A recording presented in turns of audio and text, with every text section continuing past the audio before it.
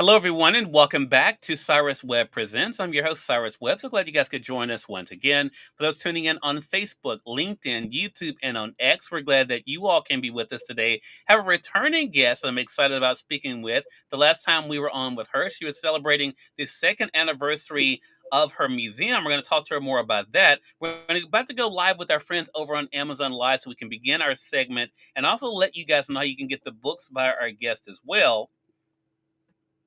And we're now live on the Amazon Live platform with Cyrus Webb Presents. Glad you all could be with us. If you guys are new to us on Amazon, welcome. Make sure you guys do hit that follow button. You'll see it either here in this corner or down below. You also will see the books by my next guest. So excited to welcome back Amazon bestselling author Tina Siemens to our broadcast. I'm going to talk to her about a very busy July that she's had.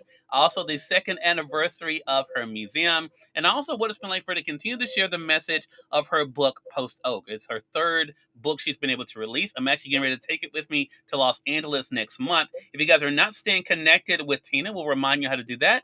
Tina, my friend, welcome back to the broadcast. Thank you so much for having me again, Cyrus. It is always an honor to be back on and sharing the love for history. Yeah, and you've been able to do that in such a big way. So let's start off, Tina, with the last time that we saw you here on Amazon Live, and that was last month. It seems like it was just yesterday. Yeah. That you were celebrating the second anniversary of the West Texas Living Heritage Museum. Talk to us about that experience and what it was like for you to see the support that you got. It was such a beautiful day. I had people come in that had never come in before, and of course, I opened the gift shop for the first time. Hmm. That's when I debuted the gift shop opening, and along with the farmers market. So we had lots of beautiful vendors set up outside, and then people could shop, they could eat, they could just enjoy some family time, and then come in and listen to the history of the West Texas Living Heritage Museum. It was truly an amazing day. Yeah. Tina, what I love about the work that you do, and I tell people this about my work, that even though we have so much going on from day to day, every day is like day one. And the Absolutely. reason why I'm bringing that up with you is even though you're celebrating, as you just mentioned, the second anniversary of the museum, there are some people who are just now able to discover it, just now able to come in and experience it. What was it like for you to see the way that first timers really enjoyed the museum? Well, there is from all different ethnic groups and all different surrounding region, Mhm. and there's commonalities that they. So I had people that from not the German Mennonite background. They said, "This is looks like my grandma's kitchen. These are the items that we had in my grandma's kitchen." So it does not just pertain to my family history, Mhm. but so many, almost every human being can connect with one place or other. There's farming and ranching room, and there's the the Texas history, and then there's the Comanche native history, and so many different storylines. But like I said, Saturday I had a group of 22 people that just called me and said, would you please do a private tour? So of course I love sharing. So I brought 22 people in, lots of children and siblings, and they would just mention that this is what touches me. And I say it's not about the antiques but the stories behind them, and Right. that's what connects people to the West Texas Living Heritage Museum, connecting their past to what they see in front of them. And that's the beauty of sharing history, because it is, like you said, to some that have never been there before, but it's something familiar that touches their lives about their family history. Tina, Tina and I had just said before we went live here that the way that these interviews are kind of constructed, they can go in different places. And you said something that I was not planning on talking to you about, but because you said it, it brings up such a powerful point to me. And you were saying how that people were able to come to the museum and feel a personal connection. That's something that that they were able to say, you know what, this is like I've seen, or this is what like my grandmother had. That's been the interesting thing about your whole story, Tina, is whether we're talking about the book Seminole, I'm going to highlight it for our friends over on the Amazon side. So they can say that was Tina's first book, Some People Never Give Up. Or we're talking about your book. I have mine here, The Little Sandals That Could. Your story is personal to you, but so Mhm. many people can relate to it. What has that been like for you to see how, even when it comes to your own personal history, that there are people who can look at it and see pieces of themselves? Well, life itself has a way of journeying through life of I'm reminded of what Job said in the Bible. There's nothing new under the sun. Yeah. So many of our journeys, of our life pathways, whether it was in this country or another country, there's similarities. And I often will say, if we concentrate on the similarities of our path, Mhm. then the differences automatically just fall by the wayside because it's connecting us as human beings. It's connecting us with our stories, with the experiences. And physical items remind us of these different stories. I can pick up a spoon that is in my kitchen that was my mom's, and that spoon is not the real connector. It connects me to the stories that I know, the conversations that I had with her while working in the kitchen. And that's how history is. It's so beautiful of how stories remind us of our pathway, but they're similar because we as human beings are journeying on the uh, life, and that brings in similar experiences, and that's what it is so beautiful to witness them Mhm. connecting with my personal story, even though the circumstances might be a little different, but the threads are the same. Yeah. It's such a powerful thing, and it goes into perfectly what I said was telling you, Tina, before we went live here. I just posted my review of Post Oak, and I want to read the subtitle of the book, Quanah Parker, The Comanche, and the Mission. I just posted my review on cyruswebreviews.com as well as on Goodreads, so you guys can read it there. But Post Oak is your newest book. It is your biggest book. And you seem to be doing a lot of activities around this book. What has that have been like for you to see the way that people are responding to the story you're able to share in Post Oak, Tina? Well, that is you're right. That is the biggest book. It was a long manuscript. And to Hmm. cut that down to know what was going to be included was a process. But because there's so much content in that book, different genres, different uh, people, different nations, like the Comanche Nation, the Texas history, and then my history, going back from immigration from Ukraine to Kansas, and then the missionary coming to Oklahoma. There's so many ways that this book connects people to history, and for me to be able to uh, connect not only myself, but everyone that has lived or learned about Texas history, about American history, can relate to one story or another Yeah. because it has touched their lives in one way or other. Mm. I want to bring up something you and I had not talked about, but you use it in the book. Of course, anyone who's seen westerns on television, my uncle Tina was a big western fan. Actually, my dad's a big western fan too. But the word savage, it Mm, is so interesting when I think about that in 2025, how some view the Indians as savages, right? mm, However, yeah, then you have some of the Indians that could have looked at the settlers as the savages because of things they did. exactly. And I think about the world we live in today where there are words that are used Mhm. to describe individuals that could very easily be used the opposite way. What was that like for you in researching a book like this to show how why people were viewed a certain way and why they felt comfortable viewing certain groups a certain way, Tina? It was very painful. I remember on so many occasions when I would read the story of my in my research on what should I include.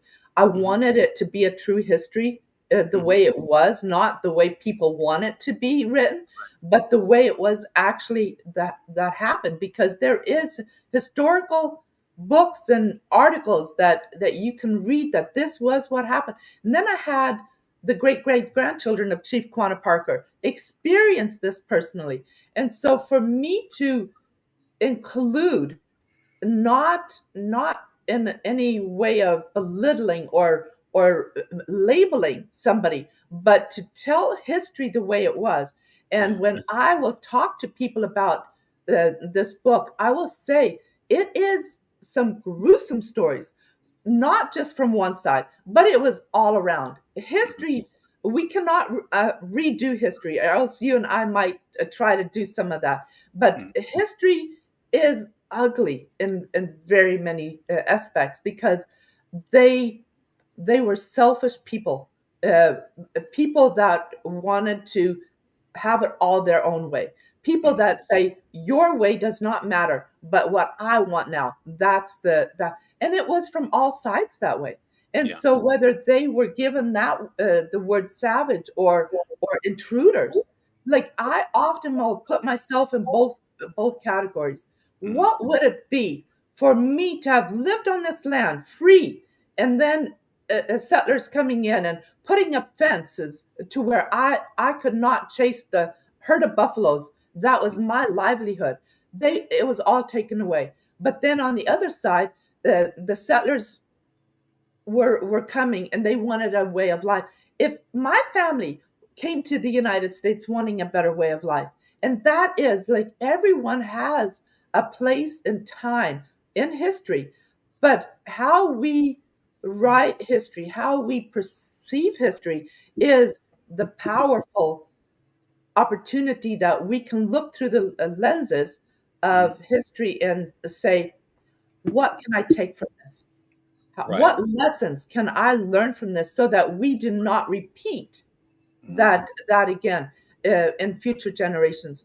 But that is the powerful, like I said in the opening statement, history. If we're not looking in my copy here, if we're not uh, taking history the way it was written, then those who fail to learn from history are doomed to repeat it. Mhm. That's a quote from Winston Churchill. And Yeah. that is the power that we have. That, yes, there was lots of sides that we could side with, but would it do me any good to side with one or the other? It would Mhm. just continue the divide.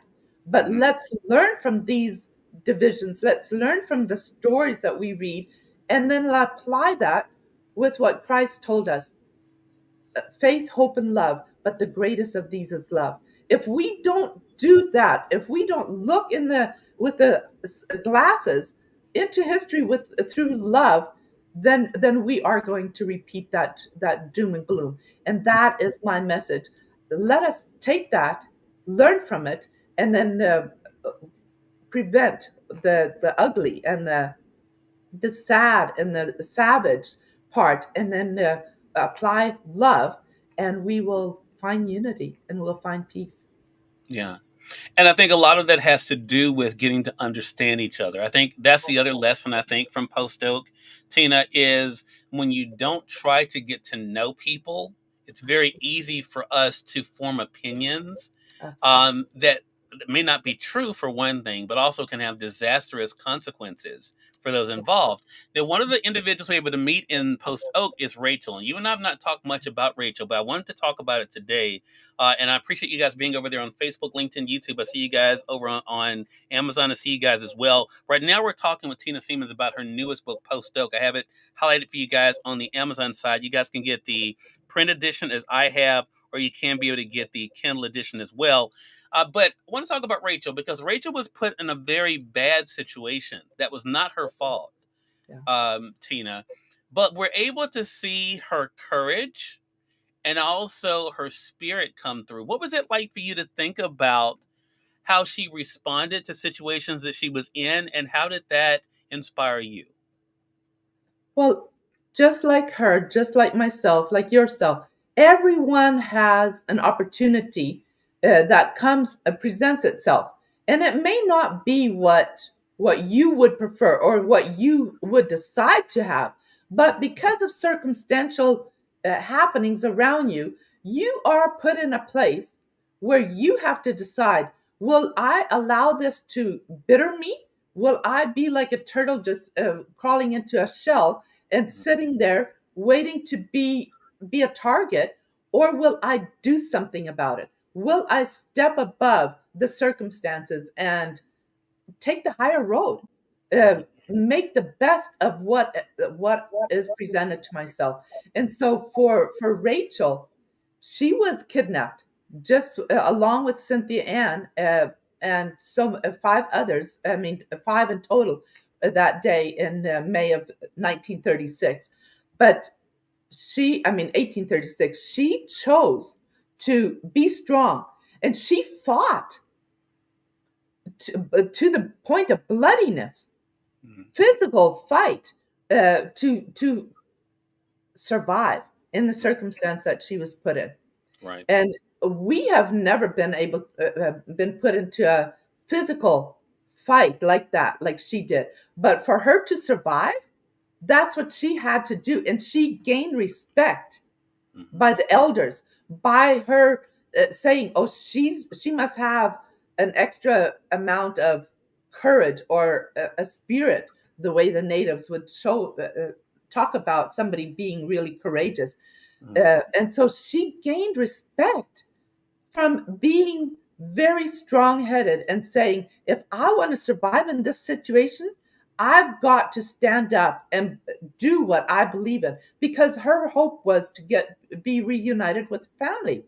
And Right. so that drove her to saying, if I want to live another day, then at this moment I have to fight for my life.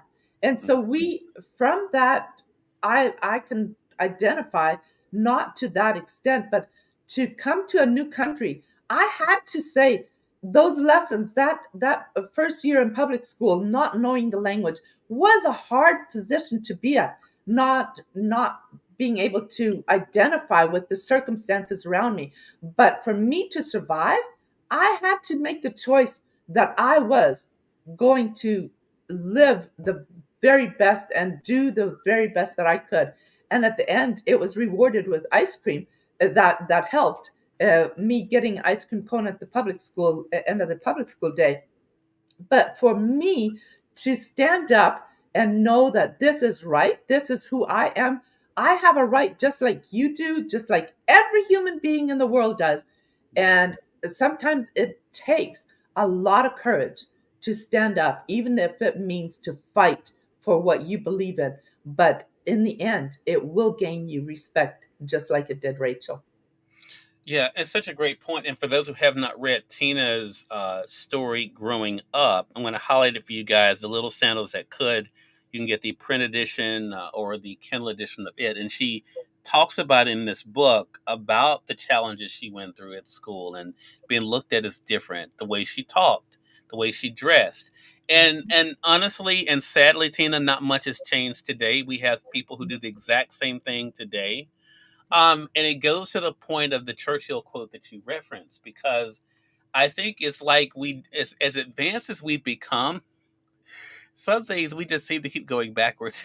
Yeah. And I think it is because there's two choices. There's God's way, and there's the devil. Mm, And my mm, mom would always quote that the devil is a counselor of 1,000 ways. mm, And so hatred, unacceptance, I'm better than you, that mhm. attitude that you were just talking about, that is still in existence, is Right. because of this. We are still in the human body. We Mhm. are the ones that make a daily choice on how will my actions, what will my reaction be to the circumstance, and that makes or breaks us. Yeah, such a great point. In the light of everything, and you've had quite an interesting year. I mean, people don't even know all the things you've had to deal with this year, Tina. What is it that keeps you optimistic in spite of all of that? Because I see the good in people, despite of them being negative, despite of them being depressed. We hear of and see young people that should be full of life, because they are living in a society that everything is at their fingertips. Hmm. There's no want physically or emotionally. There's just opportunities around every corner, and yet we see so many people sick with anxiety, with depression. Hmm. And it is because they look with blinders on, and they don't see the beautiful opportunities. If they would just step out, they all need a Cyrus Webb in their life. that will just gently push them out of their comfort zone. And if you know, those who are listening to this, you know who that person can be in your life. Take their advice. Take their and if it isn't as somebody else, then God is there for you in these circumstances. But get out of that blinded sightness of I'm in a box and there's no hope. Right. There is hope.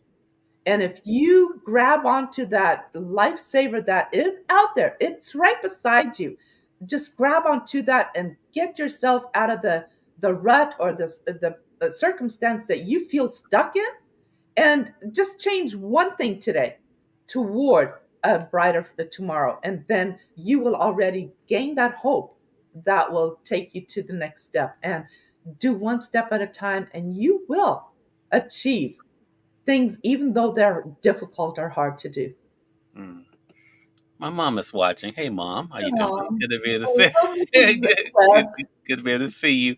And thank you for the kind words, Tina. I appreciate that. Again, everyone, Tina Siemens has been our guest. If you guys have not gotten her newest book, Post Oak, it's available now here on Amazon, or you can get, of course, Seminole, Some People Never Give Up, and also her second book that is suitable for all ages, The Little Sandals That Could. This one also has recipes in it. So that has some bonuses there. You can get that too. Tina, it is always a pleasure to speak with you. So excited about all the great things happening with you and for you. How can our audience stay connected with you?